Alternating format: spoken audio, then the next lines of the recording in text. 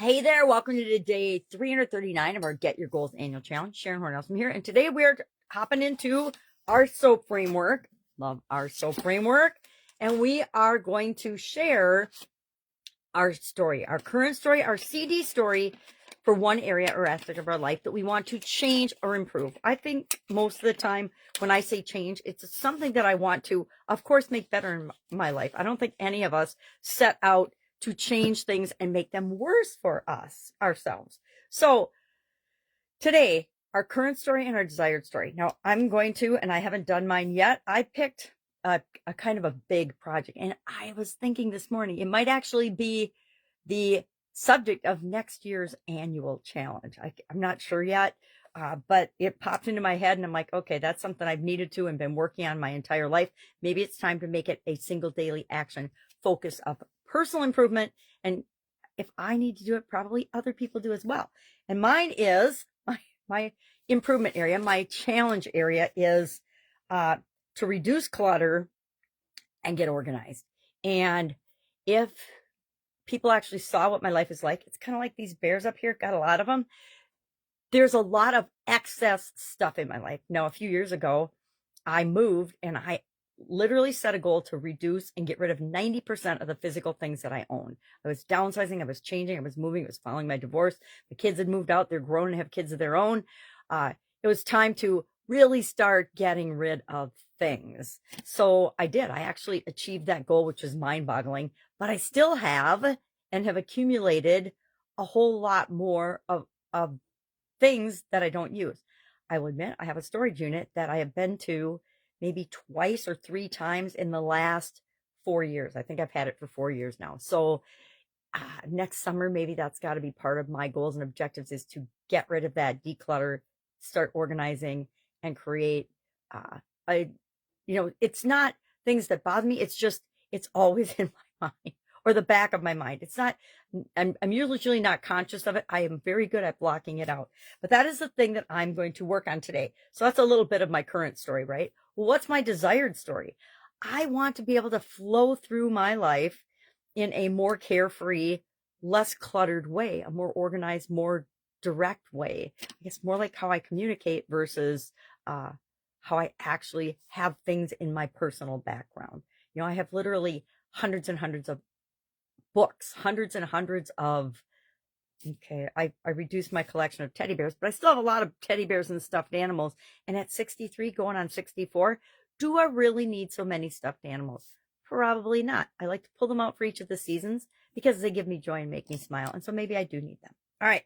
So what are we going to do today? We're going to look at the S in the SOAP framework, which of course stands for story or situation. And C stands for our current story. What's going on right now in our life with respect to this area that we want to improve?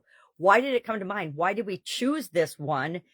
What's it costing us? What is it causing us to do or not do? How is it impeding us actually creating and doing what we want in this area or aspect of our life? And I looked up a couple of new tools, and we've talked about a lot of different tools for doing this, identifying our current story.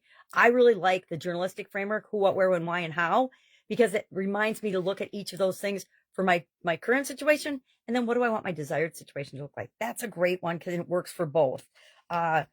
With respect to identifying our current story, we can just grab a piece of paper and start writing down a narrative of what actually is going on. And the more we write, you start out by just writing down what the situation is in your mind. Hey, I'm a decluttered hoarder. Ooh, that was harsh, but probably a little true. When you write that down and then start to expound on that, all of a sudden you have a whole lot of things that are describing the current situation.